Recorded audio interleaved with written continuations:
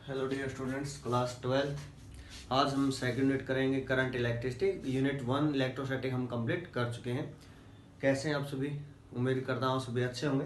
तो आइए स्टार्ट करते हैं current electricity without any wastage of time. तो करंट इलेक्ट्रिसिटी के बारे में सबसे पहले तो हमें क्या करना, फर्स्ट यूनिट जो थी चार्जेस एट रेस्ट पे हमने स्टडी किया। इस यूनिट के अंदर हम चार्ज को मोशन में स्टडी करेंगे और इलेक्ट्रिक करंट के बारे में जानेंगे, क्या वो स्केलर क्वांटिटी होती है, वेक्टर होती है, सीरीज यूनिट क्या होती है। इन सभी के बारे में हम उसकी कंप्लीट डिस्क्रिप्शन उसका पढ़ेंगे, कंप्लीट नॉलेज उसके बारे में गेट करेंगे। तो सबसे पहले हमारे पास इलेक्ट्रिक करंट। इलेक्ट्रिक करंट होता क्या है इसके बारे में जानेंगे। Electric current it is defined as the rate of flow of charge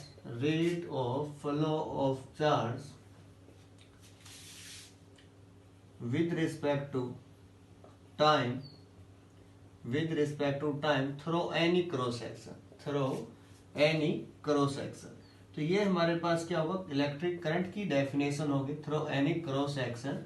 electric current जो होता है इसको I से डिनोट करते हैं। I is equal to D Q by D T, small के लिए हम लिख देते हैं, या फिर Q बाई टी लिख देते हैं, या बिल्कुल इंस्टेंटेनियस वैल्यू फाइंड आउट करने के लिए हम limit delta T tends to 0 और डेल्टा क्यू बाई में डेल्टा टी भी लिख देते हैं। सभी हमारे पास क्या होंगे, I के फॉर्मूले होंगे। यहाँ से हम इसको लिखेंगे I। करंट जो होता है इसकी यूनिट क्या होती है, अगर यूनिट के बारे में बात की जाए तो ऐसा यूनिट होती है एम्पियर, जिसके बारे में सभी को पता है, एम्पियर में इसको मेजर किया जाता है। ठीक है। और करंट को जो हमारे पास मेजर करता है वो क्या होता है, हमारे पास एमीटर से मेजर करते हैं। ठीक है, ये ऐसा यूनिट। अब हम बात करेंगे सीजीएस यूनिट क्या है। सीजीएस जो यूनिट है हमारे पास वो होती है वाट, या फिर इसको एबी एम्पियर भी बोल देते हैं। क्लियर। और रिलेशन क्या होती है, 1 ampere is equal to 1/10 watt, B I भी लिख देते हैं। तो ये इन दोनों में क्या रहेगी, रिलेशन रहेगी, relation between SI and CGS unit of current. Electric current के बारे में हमने ये डिस्कस किया। ठीक है, इलेक्ट्रिक करंट के बारे में अब बात करते हैं नंबर 2। नंबर 1 इसके बारे में हमने एसआई एंड सीजीएस यूनिट के बारे में बात की। नंबर 2 हम बात करेंगे कि इलेक्ट्रिक जो करंट है is said to be 1 ampere. Current को 1 एम्पियर कब बोला जाएगा, 1 एम्पियर। ध्यान से देखें से अब इसको डिफाइन करते हैं बहुत एक अच्छे वे में। करंट को 1 एम्पियर कब बोला जाएगा, if 6.25 into 10 raised to power 18 number of electron are flowing through a conductor in 1 second are called 1 ampere। इसको हम 1 एम्पियर बोलेंगे। For example, current is said to be 1 ampere if 6.28 into 10 raised to power 18 number of electron passing through a cross section in 1 second। Clear. ये जो number आएगा 6.28 into 10 raised to power 18, ये मैंने पहले निकालना सिखाया भी था आपको कि एक कूलम जो होता है चार्ज को बनाने के लिए कितने नंबर ऑफ इलेक्ट्रॉन की रिक्वायरमेंट होती है। ये क्वेश्चन आप देख सकते हैं वहां से। तो ये हमारे पास वहां से आंसर आएगा 6.28 into 10 raised to power 18। चलिए 6.25 लिखते हैं, नियर अबाउट हमारे पास रिजल्ट होगा। तो ये हमने इसके बारे में बात की, ऐसा unit, CGS unit and current is said to be 1 ampere. यहाँ से हमने बात की। अब करंट की डायरेक्शन के रिगार्डिंग हम बात करते हैं कि करंट की डायरेक्शन क्या होगी। ठीक है, तो करंट की डायरेक्शन क्या होगी, डायरेक्शन ऑफ करंट।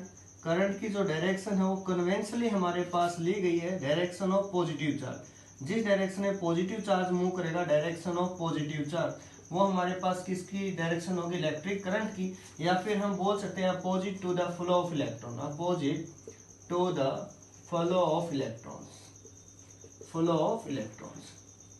क्योंकि उस टाइम पे इलेक्ट्रॉन्स की डिस्कवरी नहीं हुई थी, तो पॉजिटिव चार्ज की जो डायरेक्शन थी वही डायरेक्शन कन्वेंशनली अज्यूम की गई थी कि वही करंट की हमारे पास क्या होगी, डायरेक्शन होगी। ठीक है, तो इसके बारे में, डायरेक्शन के बारे में पढ़ा। अब हम पढ़ेंगे क्या ये वेक्टर है या स्केलर है, कि इस करंट स्केलर क्वांटिटी और वेक्टर क्वांटिटी। ऐसा क्या है करंट के अंदर कि स्केलर है या वेक्टर, उसके बारे में बात करेंगे।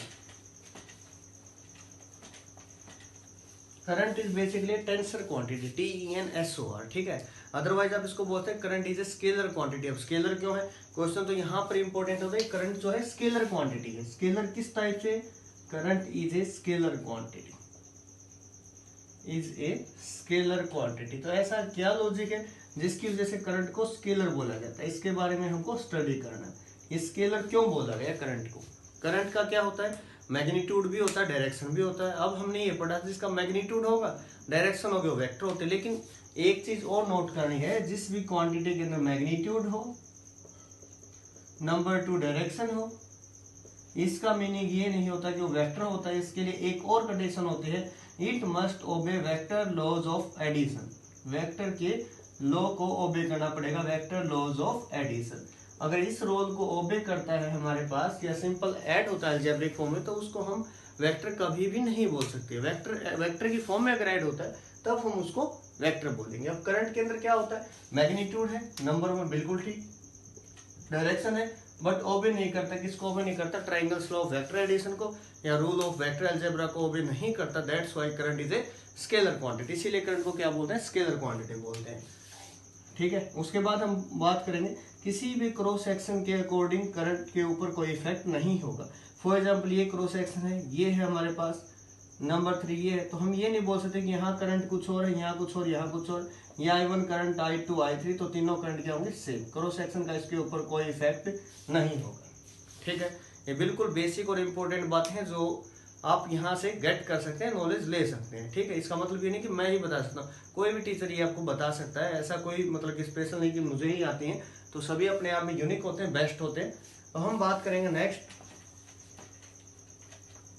अगर रोटेशन का केस है तो उस केस में करंट का फॉर्मूला क्या रहेगा। अगर रोटेटरी मोशन है तब, फॉर एग्जांपल कोई चार्ज पार्टिकल मोशन में, फॉर एग्जांपल अगर हम बात करें, आपने क्लास 11th केमिस्ट्री के अंदर Thompson model, Bohr atomic model, Rutherford model के बारे में स्टडी किया, तो न्यूक्लियस के अराउंड इलेक्ट्रॉन रिवॉल्व करते हैं। तो उस केस में, रोटेशन के केस में हमारे पास करंट का क्या फॉर्मूला रहेगा, in case of rotatory motion, in case of rotatory motion.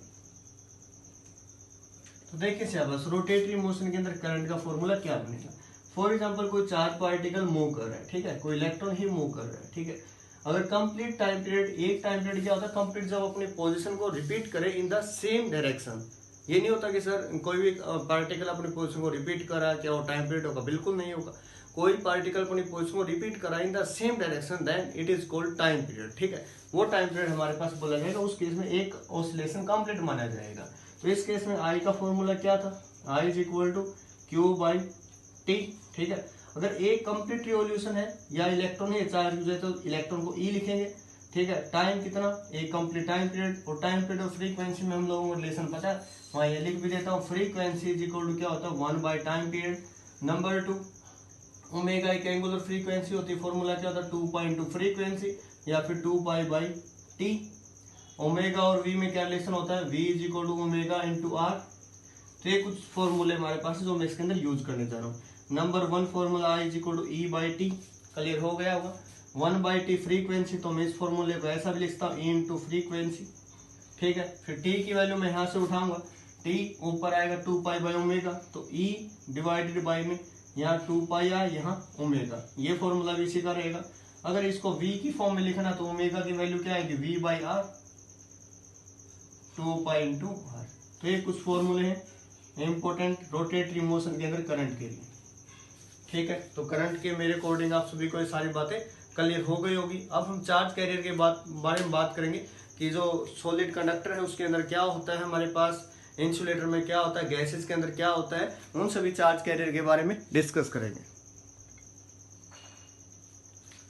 Okay, now difference between alternating current and direct current. ठीक है, तो डिफरेंस क्या होगा, अल्टरनेटिंग जो करंट होता है इसके अंदर, the magnitude of the charge, magnitude of the current it changes continuously. ये हमारे पास जो है current I function of time, यहाँ पर टी हमारे पास, ये कंटिन्यूस इंटरवल में चेंज होता रहता है। ठीक है, मैग्नीट्यूड इसका पॉइंट टू पॉइंट चेंज होगा हमारे पास, इस पॉइंट से इस टाइप से वेरी करेगा, जिसका मैग्नीट्यूड चेंज हो रहा है continuously and direction changes periodically is called alternating current.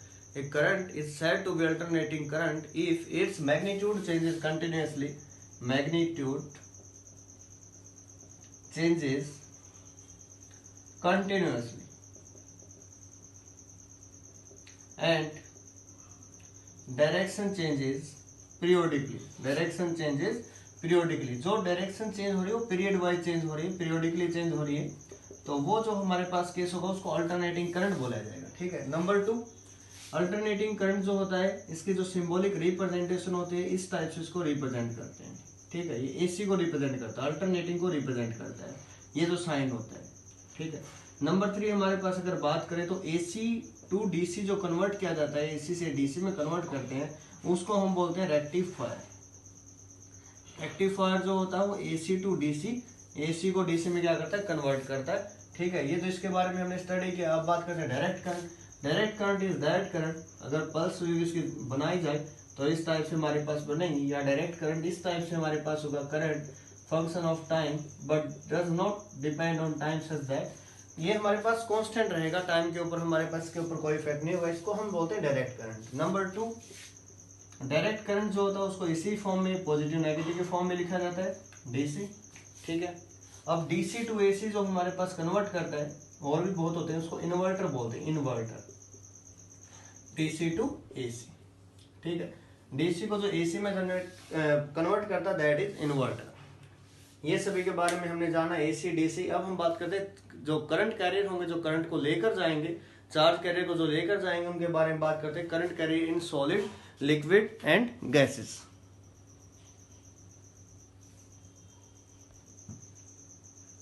Current carriers की बात करेंगे हम, तो यहाँ पे हमारे पास अगर देखा जाए serial number cases and current carriers, यहाँ पर सॉलिड है, लिक्विड है, सेमीकंडक्टर है, गैसेज है। तो इनके अंदर क्या होता है, जो सॉलिड होते हैं उनके अंदर वैलेंस जो इलेक्ट्रॉन होते हैं दैट आर फ्री इलेक्ट्रॉन, वो हमारे पास current carrier. Current carrier mean जो करंट को कैरी करता है, करंट को जो लेके जाता है। फॉर एग्जाम्पल अगर रेलवे स्टेशन की बात करें, वहां पर जो कुली होता है सामान लेके जाता है, उसी टाइप से जो चार्ज होता है उनको लेके जो जाते हैं करंट को, उसको हम करंट कैरियर या फिर चार्ज कैरियर का नेम देते हैं। ठीक है, तो सॉलिड के अंदर वैलेंस इलेक्ट्रॉन या free electron. In case of semiconductor, semiconductor में क्या होता है, सेमीकंडक्टर जो सिलिकॉन या जर्मेनियम, जिसकी हम बेसिकली बात करते हैं क्लास 12th की 9th जो यूनिट है, वो कंप्लीट चैप्टर इसी के ऊपर, सेमीकंडक्टर डिवाइसेस के ऊपर। ठीक है, उसके अंदर negatively and positively charge holes, positive charge को होल बोलते हैं, होल को इससे रिप्रेजेंट करते हैं, और इलेक्ट्रॉन जो होता है उसको कंप्लीट इस डॉट से रिप्रेजेंट किया जाता है। तो वो जो होते हैं फ्री चार्ज जो होते हैं करंट कैरियर होते हैं। इन केस ऑफ इंसुलेटर अगर बात करें तो इंसुलेटर में हमारे पास कोई फ्री चार्ज कैरियर नहीं होते। इन केस ऑफ लिक्विड, लिक्विड के केस में क्या होते हैं, आयन होते हैं, लाइक NaCl है, Na positive, Cl negative, CuSO4 है, Cu2 पॉजिटिव, SO4 2 नेगेटिव। तो इस टाइप से हमारे पास कैटायन, एनायन जो इलेक्ट्रोलाइट होते हैं, इलेक्ट्रोलिसिस प्रोसेस, तो वो सभी इसी के अंदर आता है। इन गैसेज अगर बात करें, गैसेज जो होती है नॉर्मल, हमारे पास एट नॉर्मल कंडीशन कोई चार्ज कैरियर नहीं होती, इंसुलेटर की तरह बिहेव करती है, बट उसको आयनाइज किया जा सकता है by applying high potential and low pressure. अगर ऐसा हम करते तो इलेक्ट्रॉन या पॉजिटिव जो आयन है, पॉजिटिव जो आयन, उनको हम क्या बोलेंगे, चार्ज कैरियर बोलेंगे in cases of gases for applying this condition. इस कंडीशन के बाद हमारे पास ऐसा होगा। अब हम बात करेंगे ड्रिफ्ट वेलोसिटी की। तो ड्रिफ्ट वेलोसिटी इंपॉर्टेंट टॉपिक है क्लास 12th के लिए। अब हम बात करेंगे ड्रिफ्ट वेलोसिटी के, जो पेपर पॉइंट ऑफ व्यू से बहुत ज़्यादा इंपॉर्टेंट है, और आगे के फर्दर जो relations between current and drift velocity होगा, या फिर डेरिवेशन डिराइव करना ओम्स लॉ को, तो इसी से होगा, ड्रिफ्ट वेलोसिटी से। इसकी नॉलेज हमको होना बहुत जरूरी है। तो आइए स्टार्ट करते हैं ड्रिफ्ट वेलोसिटी के बारे में। ठीक है, क्या होती है ड्रिफ्ट वेलोसिटी, उसके बारे में जानेंगे। पहले फॉर एग्जांपल हमारे पास कोई कंडक्टर है, ठीक है, कंडक्टर के अंदर क्या होगा, फॉर एग्जांपल मॉलिक्यूल्स होते हैं, गैस मॉलिक्यूल्स, उसी टाइप से जो कोई भी कंडक्टर है, कोई बार उसके अंदर लार्ज नंबर ऑफ इलेक्ट्रॉन्स हैं। ठीक है, नंबर डेंसिटी 10⁻29 पर मीटर क्यूब। नंबर डेंसिटी क्या होता है, नंबर डिवाइडेड बाई वॉल्यूम। तो नंबर की कोई यूनिट नहीं होती, वॉल्यूम की होती है मीटर क्यूब। तो 10⁻29 पर मीटर क्यूब नंबर डेंसिटी यहाँ पर अवेलेबल है। जब तक इलेक्ट्रिक फील्ड अप्लाई नहीं करे तो जो इलेक्ट्रॉन उनकी डिफरेंट डायरेक्शन होगी, कोई पर्टिकुलर डायरेक्शन नहीं होगी। फॉर एग्जांपल क्लासरूम के अंदर जो स्टूडेंट्स होते हैं, जब तक टीचर वहां ना हो, तो उनकी जो डायरेक्शन होती है, कोई आगे देख रहा, कोई पीछे, कोई दाएं, कोई बाएं, तो सेम यहाँ पर होता है। इलेक्ट्रॉन्स जो होते हैं उनकी पर्टिकुलर डायरेक्शन नहीं होती। दैट्स वाई अगर हम उनकी वेलोसिटी हम अज्यूम करें तो एवरेज उनका फाइंड आउट किया जाए due to thermal motion. Thermal motion में जैसे इलेक्ट्रॉन जो होते हैं दाएं बाएं ऊपर नीचे घूमते रहते हैं, वाइब्रेट होते रहते हैं मेटल कंडक्टर के इनसाइड, तो उसकी वजह से जो एवरेज थर्मल वेलोसिटी होगी वो 0 होगी। ठीक है, और जैसे हम फील्ड अप्लाई करेंगे तो इलेक्ट्रॉन जो एक पर्टिकुलर डायरेक्शन में अपने आप को अरेंज करेंगे। तो वो पाथ जो होता है स्ट्रेट नहीं होता। बच्चे पूछते हैं कि सर स्ट्रेट होता है क्या, बिल्कुल नहीं होता। तो जैसे इलेक्ट्रॉन एक डायरेक्शन में अलाइन करेंगे अपने आप को, तो वहाँ कोलिजन होता है, और जो पाथ जो होता है कर्व्ड पाथ होता है। ठीक है, तो आइए इन सब के बारे में जानते हैं, ड्रिफ्ट वेलोसिटी के बारे में। A metal conductor consist of a large number of free electron और conduction electron whose number density is about 10⁻29 per meter cube. At room temperature, these electrons moves at randomly orient है, कोई particular direction नहीं। यहाँ पर मैं diagram बनाऊँ, diagram के हिसाब से आपको समझाऊँ।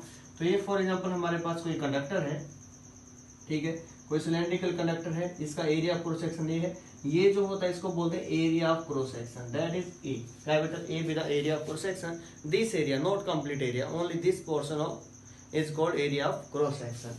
अगर ये लेंथ हमारे पास एल है और यहाँ से यहाँ तक का जो पोटेंशियल का difference that is also V, जब तक यहाँ पर फील्ड अप्लाई नहीं किया तब तक यहाँ पर फील्ड जीरो है, उस केस की बात की जा रही है।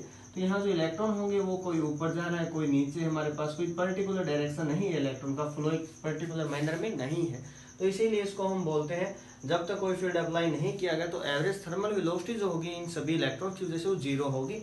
हम अज्यूम करते हैं if u1, u2 up to un be the velocities of, या थर्मल वेलोसिटीज बोल सकते हैं, velocities of electrons in the conductor, then average thermal velocities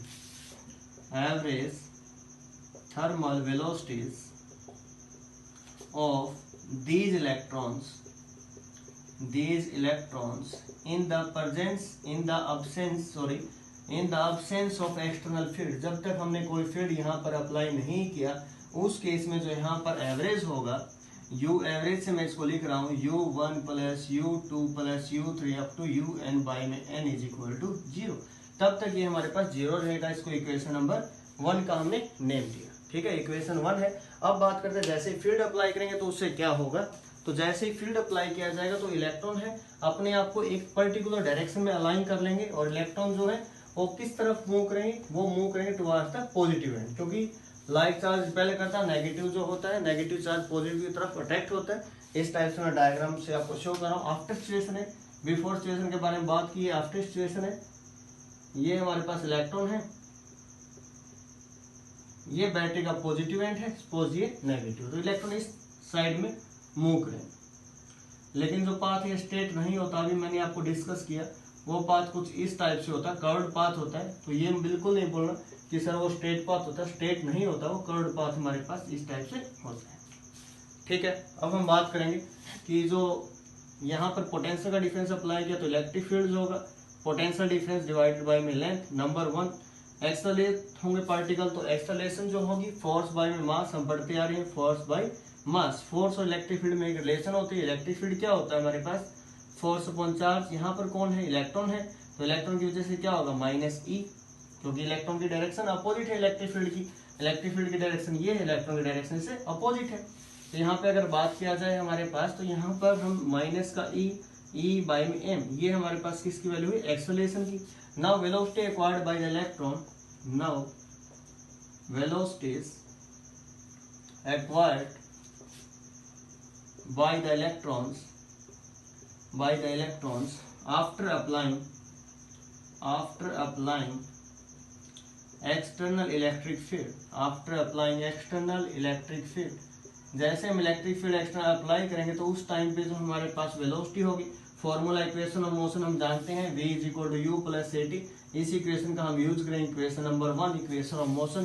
तो v is equal to U plus A into T. T की बजाय जो यहाँ पर टाउ यूज किया जाता है, टाउ क्या होता है, टाउ विद रिलैक्सेशन टाइम है, इसके बारे में जानकारी लेते हैं। टाउ विद रिलैक्सेशन टाइम, या फिर हम इसको बोलते हैं time between two successive collision, time between two successive collision, time between two successive collision, ठीक है, क्लियर हो गया होगा। ये थोड़ा चेंजिंग जो हमें इसके अंदर करना था उसके बारे में बात की। अब यहाँ v1, v2, v3 सभी वैल्यू हम इस प्रकार से लिख सकते हैं। तो v1 होगा हमारे पास क्या होगा, v1 is similar u1 plus A tau 1, v2 is equal to u2 plus A tau 2, vn की अगर मैं बात करूँ तो क्या होगा un plus A tau n, ठीक है। इन सभी का अगर एवरेज लिया जाए इन वेलोसिटीज का आफ्टर अप्लाइंग इलेक्ट्रिक फील्ड, तो उस केस में क्या होता है देखिए शाबाश। Average thermal velocity after applying external electric field, तो उसको मैंने यहाँ पर V एवरेज के नेम से डिनोट किया, V average that is equal to V1 plus V2 plus V3 divided by में n, ठीक है। V इज इक्वल टू क्या था U1 plus A tau 1, V2 is equal to U2 plus A tau 2 up to UN plus में A tau n divided by में n, U1 U2 U3 up to UN, इनको अलग से मैंने लिख दिया और n डिवाइड में तो n डिवाइडेड मैंने लिख दिया, ठीक है, प्लस ए कॉमन आ गया, tau 1 tau 2 tau 3 up to tau n divided by में n। ये हमारे पास अगर देखा जाए इक्वेशन 1 से क्या था 0, तो v average is equal to 0 plus इस कंप्लीट को हमने क्या नाम दिया, टाउ का नाम दिया टाउ एवरेज रिलैक्सेशन टाइम भी बोल सकते हैं इस टाउ को, एवरेज रिलैक्सेशन टाइम, ठीक है। अब ए की वैल्यू हमने अभी फाइंड आउट की थी, क्या थी, माइनस का ई बाई में एम और टाउ मल्टीप्लाई में टाउ। तो ये हमारे पास वी एवरेज हुआ, ठीक है। एवरेज जितना नेगेटिव में उतना ही पॉजिटिव, तो इसको हम इस टाइप से लिखते हैं मैग्नीट्यूड फॉर्म में, टाउ बाई में एम। तो ये हमारे पास कंप्लीट डेरिवेशन था, V D is equal to E capital E tau by में एम। अब कंप्लीट पढ़ लिया इसके बारे में। तो डी ड्रिफ्ट के लिए हमने यहाँ यूज किया, ई क्या है, स्मॉल ई, तो हमारे पास क्या, इलेक्ट्रॉन का charge, capital E extra electric field जो हमने अप्लाई किया है वोल्ट पर मीटर में कुछ भी वैल्यू उससे like 10⁵ volt per metre. Tau with relaxation time given रहेगा हमें सेकंड के अंदर, M with mass of electron. इस टाइप से कोई भी न्यूमेरिकल हम यहाँ पे सोल्व कर सकते हैं, इसके रिगार्डिंग जो भी हमारे पास आएगा।